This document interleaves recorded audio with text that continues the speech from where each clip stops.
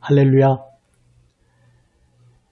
생명길로 우리를 부르시며 나를 따르라 말씀하시는 우리 주 예수님의 음성을 오늘도 듣고 오늘도 온전히 따르기 원합니다. 주님 말씀 앞으로 나아갑니다. 함께 찬송합니다. 찬송가 461장입니다. 찬송가 461장입니다. 십자가를 질 수 있나 주가 물어보실 때 죽기까지 따르오리 성도 대답하였다. 우리의 심령 주의 것이니 주님의 형상 만드소서. 주 인도 따라 살아갈 동안 사랑과 충성을 바치오리다. 너는 기억하고 있나 구원받은 강도를 그가 회개하였을 때 낙원 허락 받았다. 우리의 심령 주의 것이니 주님의 형상 만드소서. 주 인도 따라 살아갈 동안 사랑과 충성을 바치오리다. 걱정 근심 어두운 그늘 너를 둘러 덮을 때 주께 내 영 맡기겠나. 최후 승리 믿으며 우리의 심령 주의 것이니 주님의 형상 만드소서. 주 인도 따라 살아갈 동안 사랑과 충성을 바치오리다. 이런 일 다 할 수 있나 주가 물어보실 때 용감한 자 바울처럼 선뜻 대답하리라.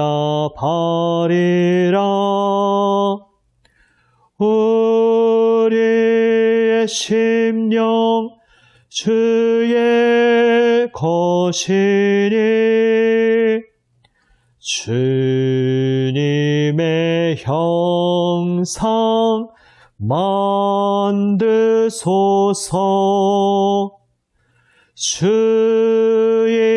인도 따라 살아갈 동안 사랑과 충성을 바치오리다.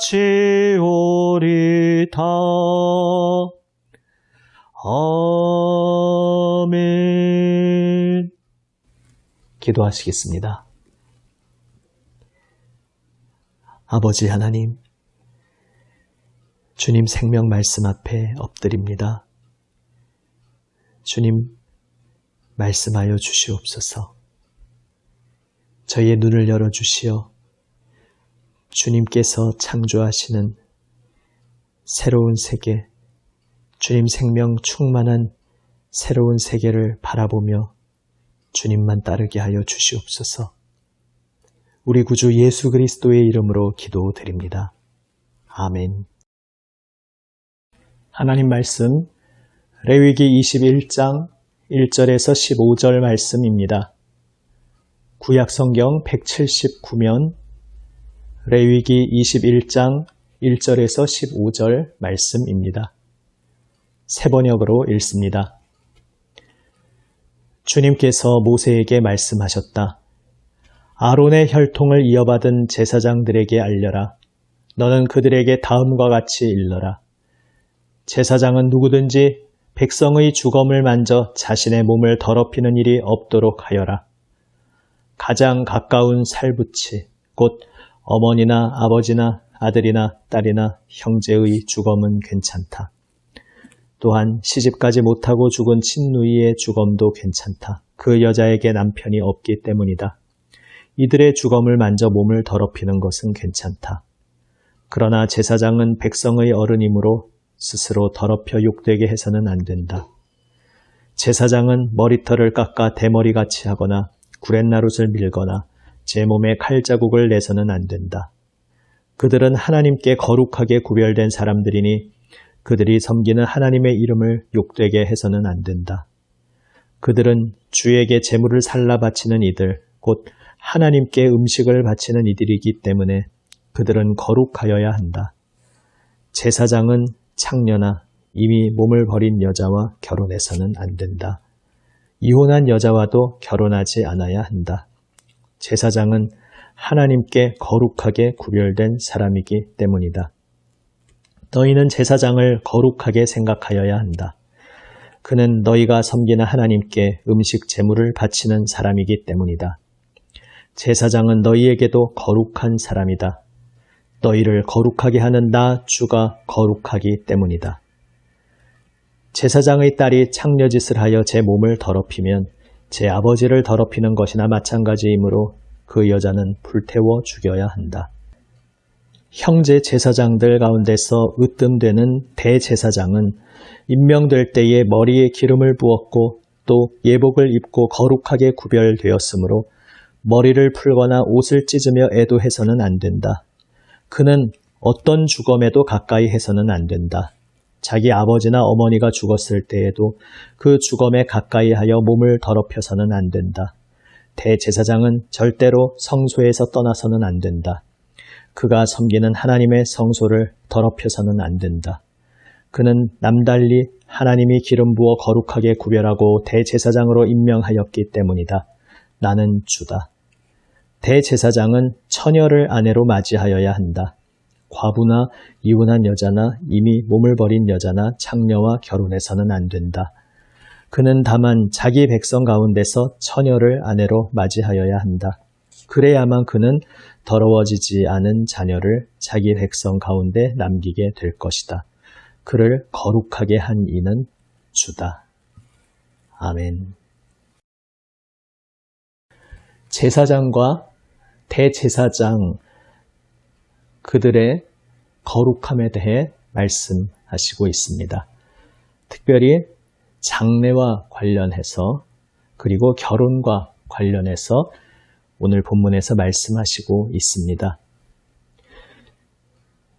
제사장은 장례에 관여할 수 없었습니다. 장례란 곧 시신, 주검을 만지는 일이기 때문입니다.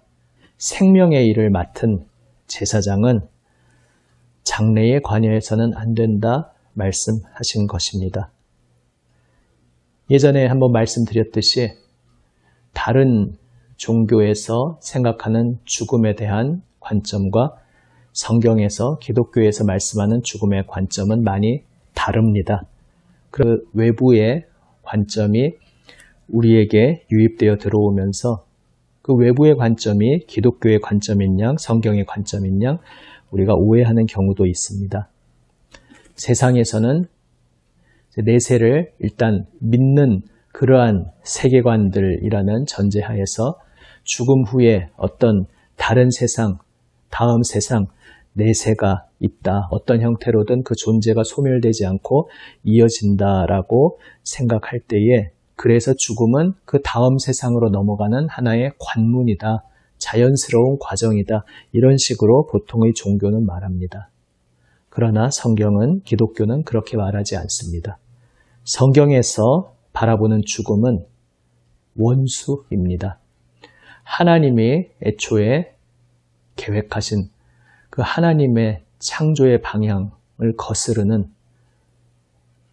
그러한 원수입니다. 하나님의 원수입니다.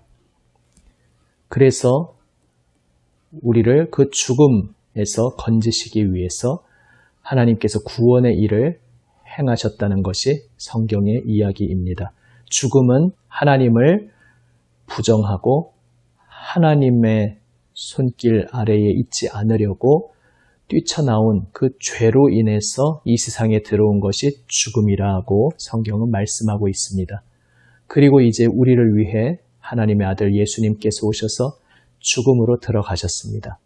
그분이 죽음으로 들어가심으로써 죽음의 권세를 깨트리시고 우리를 죽음에서 건져내셨다. 부활 승리하심으로써 우리를 생명으로 이끌어내셨다는 것이 바로 성경의 메시지입니다. 그래서 우리는 죽음을 다음 세계로 넘어가는 관문이라고 말하지 않습니다. 오히려 우리의 죄로 인해서 죽음이 우리를 장악하게 되었고 이 세상에 비극을 가져오게 되었는데 하나님께서 예수 그리스도를 통해 죽음의 권세를 깨트리셨고 그래서 이제 우리는 예수님의 은혜를 힘입어 죽음을 이기고 하나님의 새로운 생명의 세계로 나아가게 되었다. 우리는 이렇게 고백합니다. 죽음을 일관되게 그런 관점으로 바라보기에 제사장은 죽음과 관여해서는 안 된다 말씀하고 있습니다. 물론 오해해서는 안 되겠습니다. 저에게도 얼마 전에 우편이 하나 왔는데 장례 예배를 드리는 것이 기독교적이 아닌 것이라고 그렇게 강하게 주장하는 그러한 편지와 책이었습니다. 그것은 성경을 더 깊이 복합적으로 보지 않고 너무 문자적으로 그리고 얕은 차원에서만 본 결과라 할 수 있습니다. 죽음이 하나님의 원수라는 그러한 관점은 정확히 본 것이 맞습니다. 그러나 그렇다고 해서 장례 예배를 드리는 것은 성경적인 것이 아니다. 이렇게 말하는 것은 너무 나간 것입니다. 우리 기독교인들이 사랑하는 사람의 죽음 앞에서 예배로 그 시간을 보내는 것은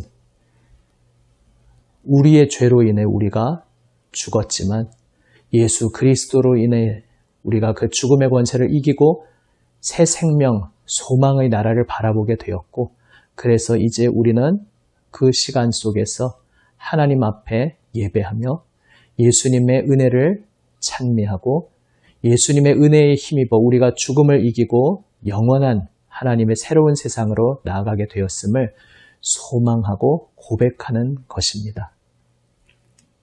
물론 구체적인 형태에 있어서 여러 다른 요소들이 혼합된 삼일장의 형태라든지 이런 구체적인 방식에 대해서 우리가 좀 더 앞으로 여러 가지 논의할 바들은 있지만 기독교인들은 장례를 맞아서 예배를 드려서는 안 된다 말하면서 오늘 본문과 같은 내용을 그 근거로 내세우는 것은 너무 1차원적으로 적용한 것입니다. 아무튼 구약의 이 시대 속에서 하나님께서는 생명의 일을 행하는 제사장은 주검을 만져서는 안 된다 말씀하셨습니다. 그런데 일반 제사장에게는 자기 부모님이나 또 형제, 자기 자녀, 그리고 출가하지 않은 누이의 경우에는 장례에 참여해서 그 주검을 만질 수 있다 허용해 주셨습니다.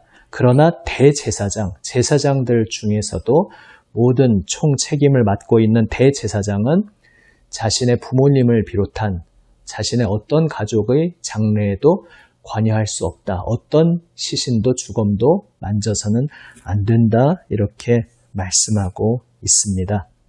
이것이 무엇을 의미하는 것이겠습니까? 이제 제사장보다 대제사장에게 좀 더 엄격하고 좀 더 온전한 기준을 제시하신 것입니다. 그리고 시신을 만질 수 없다는 것은 아까 말씀드린 대로 하나님 바라보는 생명의 사역자는 이제 죽음과는 반대되는 자리에 죽음과 반대되는 방향으로 생명의 방향으로 오직 걸어가도록 부름받았다는 것을 상징적으로 표현하는 것입니다. 그러나 이제 신약에 와서 우리의 궁극적인 대제사장 되시는 예수님께서 그분 자신이 죽음으로 들어가셨습니다. 죽음의 권세를 깨트리시고 승리하셨습니다. 그리하여 이제 그분은 죽음과 분리되어 있어야 하는 그러한 제사장이 아니라 오히려 그분 자신이 죽음으로 들어감으로써 죽음의 권세를 깨트리시고 그래서 그분이 만지시는 모든 부정한 것이 정결하게 되고 그분이 만지시는 죽음이 생명으로 바뀌고 그리하여 죽음의 권세 아래 결박되어 있던 우리를 죽음에서 생명으로 구원하여 주시는 그러한 놀라운 일을 행하셨다. 성경은 말씀하고 있는 것입니다. 신약에 와서 이제 완전히 적극적인 의미로 바뀌었다는 것을 염두에 두면서 우리는 오늘 본문을 이 시대에 어떻게 적용할 수 있겠습니까? 일단 제사장이 이 시대에 누구냐? 이것을 목회자라든지 이런 식으로 해석하는 것 자체가 사실 넌센스입니다. 말씀드린 대로 신약에 와서 구약에서 말하는 제사장은 이제 신약에 와서 바로 우리 그리스도인들입니다. 그러면 이제 그리스도인들이 자신의 가족의 장례에 관여해서는 안 된다? 그런 뜻은 물론 아닙니다. 물론 예수님께서 이 땅에 오셨을 때에 나를 따르라 말씀하실 때 자신의 부모의 장례를 지금 시작했는데 마저 마무리하고서 따르겠다. 사실 그런데 그것은 꽤 긴 시간이 걸립니다. 그렇게 말하는 이에게 예수님께서 말씀하셨습니다. 죽은 자들로 하여금 죽은 자의 장례를 치르게 하고 너는 나를 따르라. 그 말씀은 우리 믿는 성도들이 이제 자기 가족의 장례에 관여해서는 안 된다는 그런 것을 말씀하신 것이 물론 아닙니다. 지금 눈에 보이는 그 예수님을 지금 따를 수 있는 그 기회인데 나의 가족의 장례가 중요하지만 그 인생에서 가장 중요하다고 1순위로 생각할 수 있는 그 중요한 일들보다 더 우선되고 중요한 것이 바로 내 눈앞에 와 계시는 예수님 앞에 엎드리고 그 예수님의 길을 따르는 것이다 라는 것을 강조하신 것입니다. 그래서 오늘 그 말씀도 이 시대에 적용할 때에 내 인생에 있어서 그 모든 일의 궁극적 목적이 오직 예수님을 따르는 것임을 기억해야 한다. 이렇게 적용해야겠습니다.